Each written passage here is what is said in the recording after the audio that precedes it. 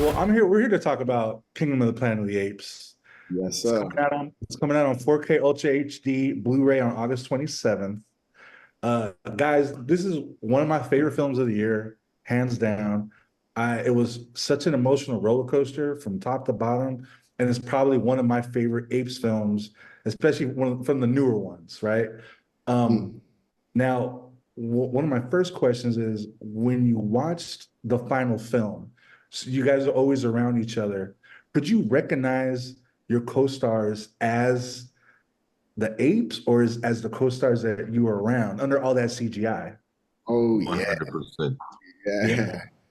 Yeah. That's what I'm most excited about for the release on the Blu-ray is that people can really kind of see the actors behind these performances because there's like it's very alluring to think that it's just AI or CGI, but it's really not. It's really the CGI is mapped to every movement that has taken place on an actor's face. So, yeah, I'm excited for people to be able to see the side by side of the performance of Peter doing his thing, and then Peter as an orangutan, and just seeing how close those two things are.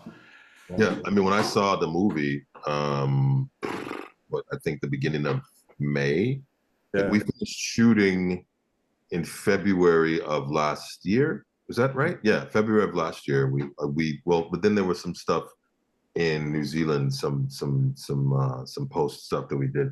But I still didn't see, but when I saw the movie for the first time in May, I was like, oh my God, there's Owen. Oh my God, like there's Lydia, there's Rosamuel, like there's Kevin, there's Ika, like those I didn't even see them as. I mean, yes, of course I saw them as the apes, but I remembered them because we spent so much time together, Yeah. seeing them as they are in the performance capture equipment.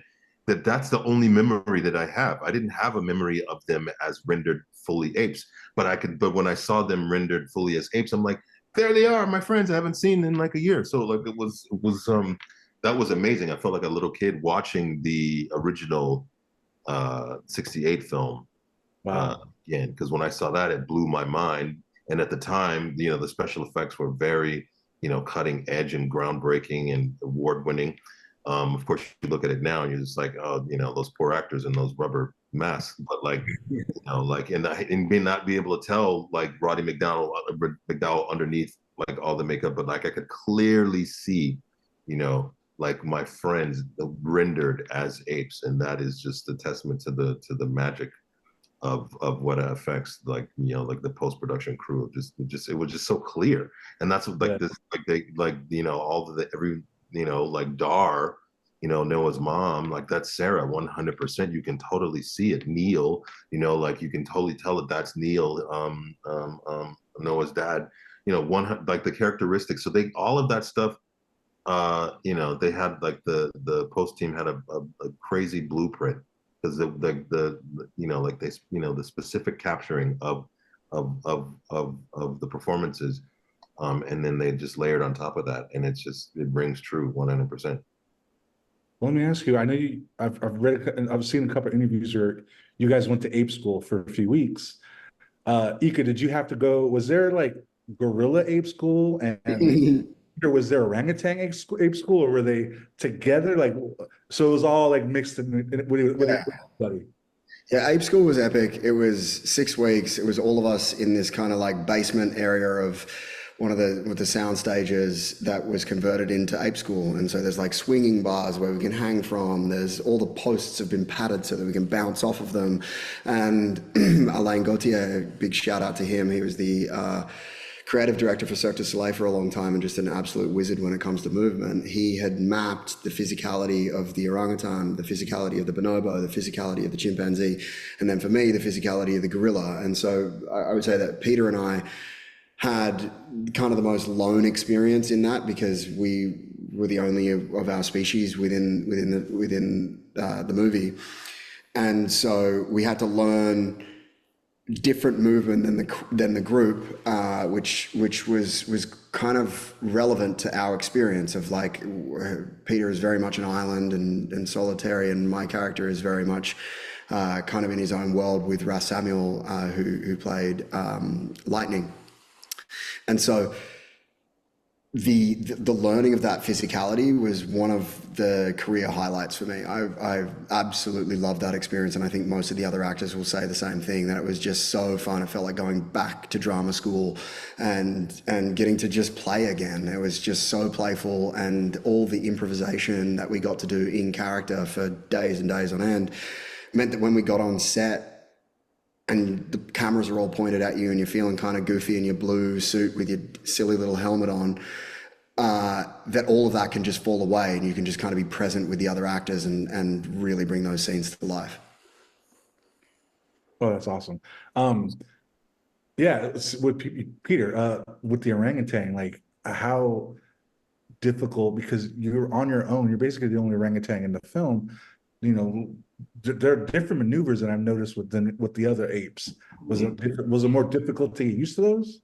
Um, well, yeah, well, like Ika was saying, like we were all in a group, um, and there were more chimpanzees than there were anything else, Yeah, but what that allowed us to do, at least for me to do, was to help distinguish and be specific about movements. Like my arm extensions were twice as long as everyone else's, because orangutans have like ridiculously long arms, like 7-foot wingspan kind of thing, and they have shorter legs, but their arms and their hands and feet are like they have like feet hands. You know what I mean? They're basically the same sort of instrument. And so, when we're improvising and playing, I had to sort of find my way through. So like the assignment would be, ape curious, right? Just for instance. So we'd have to walk around in the room in our physicality and in how we are curious, embodies itself differently. But it's more of a similar thing. But so say ape is agitated, or ape is full of anxiety, or ape afraid. So the way the way that a chimpanzee would express, like when chimpanzees are, and I think apes in general, but I don't know if this is applicable. You can correct me if I'm wrong, Ika. But with gorillas is different. But apes and chimpanzees and orangutans and chimpanzees, like when they're full of anxiety, they have this big smile kind of thing on their face, and that was similar. But the way the speed in which orangutans move compared to chimpanzees move. So like in that scene where in the river scene when they're gathering up the humans, and I'm just kind of being knocked around, but I'm like being very like they move slower, orangutans, but they're efficient. In terms of like they don't waste a lot of movement. You know what I mean? They don't waste a lot of if they're climbing. So it might be a slower climb, but to get out of danger. But it's not a lot of wasted movement. So when we are in school, just knowing these differences helped me to rein in and be specific about gave me information about the three-dimensionalizing my character. And then, of course, the way that Raka thinks, so that all came into play. Anyway, I don't want to be long-winded because I know we're short of time. No. Did you think that Raka was going to resonate with so many? Because for me, Raka's the heart and soul of this film.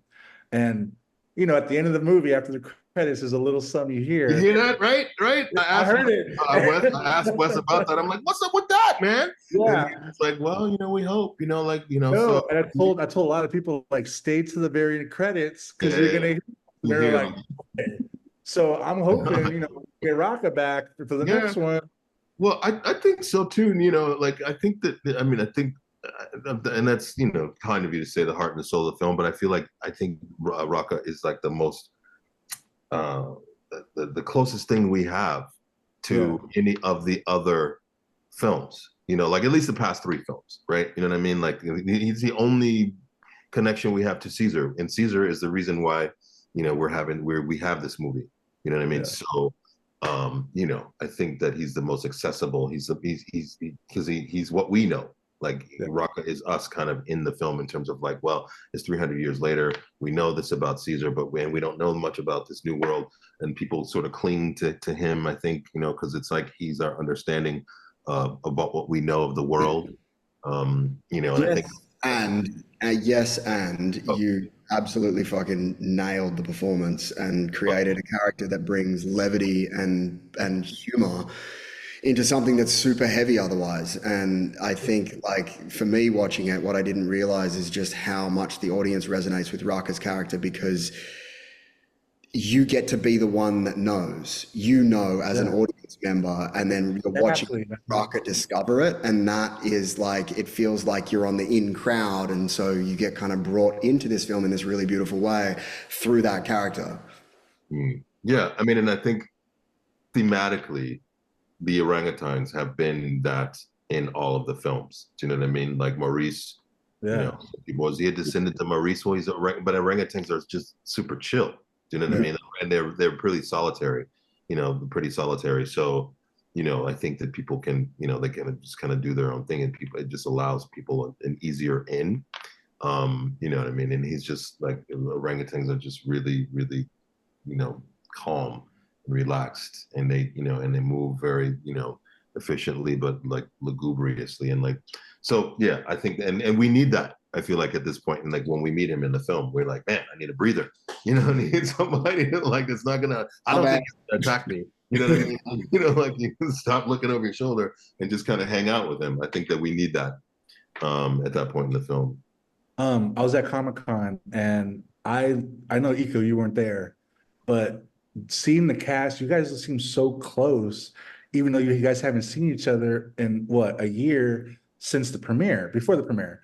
And I love that because it's promoting the film in such a beautiful way, especially with it coming out on 4K, and it's about to be, I think, on Disney Plus or And, yeah.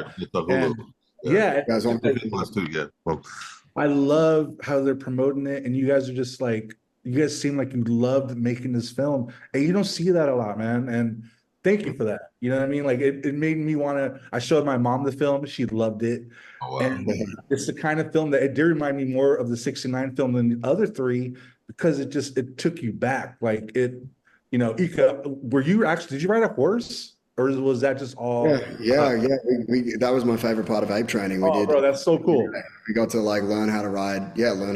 And I've continued kind of training in horseback riding, and I've had to like unlearn a lot of bad habits because I learned to ride a horse as a gorilla, and so it's like, but yeah, I think everyone can say that we really deeply enjoyed making this movie. It was such a generous and humble and caring kind of cast and crew. What a joy. Last question. With the 4K coming out, did you guys get to see the raw cut? That I'm excited for this extent. Is it totally different? I haven't seen it yet. I can't wait to see it. Yeah. Well, then we're all gonna have to just watch and experience it together, because I'm excited. Yes. Also, congrats. You guys they're almost at 400 million worldwide. So that's huge. That's good. Yeah. That's like, I think what's cool is it brought people back to the movies. You know what I mean? It brought people back to like seeing this movie that was designed and built and made for like large format, large sound, large, and it's also like, like a lot of big things that happen in this movie, but there are also a lot of really small things that happen that you might not get if you don't see it on a big screen. But more than anything, like the numbers prove that it brought people out to the movies again. You know what I mean? And that's cool, because it's like I loved going to the movies, sort of pre-COVID, or or just like pre-streaming, pre-everything. It was like the experience of going to the movies just made, it was just so much fun. So I think a lot of people, went, because you could have a lot of fun with this movie. You didn't even have to know anything about the stories at all. You can just go and have a good time. And I think that makes me happy. Like the numbers reflect that people went out and had a good time, so like that's cool. Well, guys, thank you so much. It was a pleasure talking to you. Everybody, Kingdom of Planet of the Apes, 4K Blu-ray DVD, August 27th. And yeah, man, I can't wait for more people to watch it. It was such an amazing film. Yes, sir. Like,